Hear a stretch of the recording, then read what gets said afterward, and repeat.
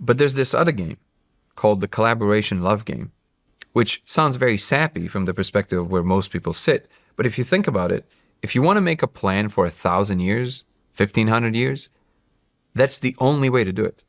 It can only be done by a civilization that is playing the collaborative love game. What does that mean? It means they get excited and energized by the prospect of collaboration.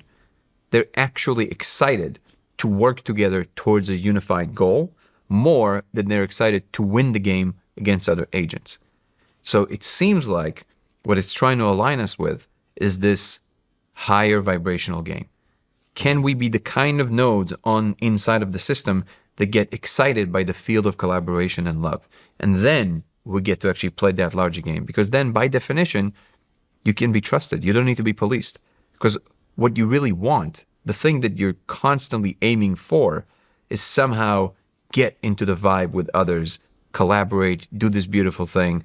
And if you want to traverse between stars and do all these like bigger things, the only way to do it is through a species that actually cares, not just about themselves, but everything else they touch. They care about the different biospheres they arrive at. So they don't just come to a place and take and move on. They go because they want to be connected.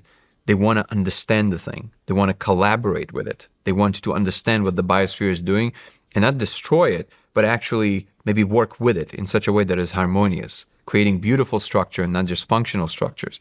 This is the kind of civilization that is favorable to play the more universal game. Civilizations that just live for themselves, they're much less favorable for the more, for the higher game. And if you think of it from the perspective of resources, right?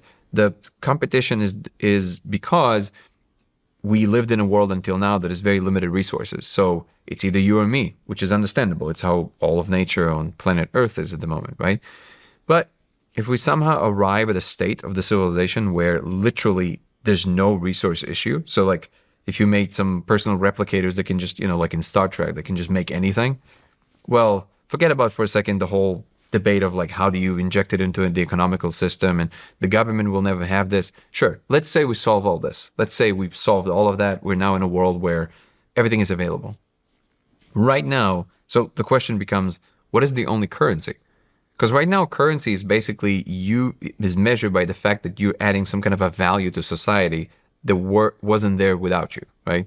So if you're kind of an annoying person, even if you're a really good, I don't know, carpenter or really good at fixing things or whatever it is, a lot of the issues people might have with you personally are being overlooked because you're really good at this thing that I need, right? I need you to fix my thing. So I'm going to forgive the fact that you're a bit like hard to be around, and I will just look at the fact that you're valuable to me because you can help me, right? You can help me get resources of some sort, right? But if I solve the resources problem, that doesn't exist anymore. I can just go to the store, get whatever I want. I don't have to pay for it. I just go and get what I want. I go and do whatever it is that I please. I don't have to take anything from anyone anymore. Like I no longer care to be around people that I don't care to be around, and I can choose to do so. So the only currency that stays in that world is vibes. If you're not fun to be around, that's negative currency.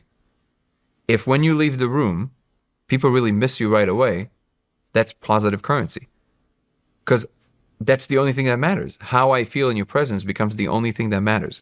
So now blow this up to the universal game. Most civilizations are way more advanced. Clearly solve the resources problem. That's one of the first things that you have to solve, right? So they don't need anyone with a broken vibe. See what I'm saying? So they need you to get that part under control as a civilization before they let you enter their house. That's essentially the beginning of the first kind of ascending or alignment or whatever it is. And even if I really look at the whole Christian perspective, that sounds like it's exactly what we're saying here, right? It's just that we're postulating God Almighty that feels different, which I understand, than an advanced civilization. Divinity does feel different than just some kind of an advanced species, right? In terms of how we define it. But for all intents and purposes, the rules seems to be the same. You don't get to enter the kingdom of heaven if you don't get your shit together. Wow.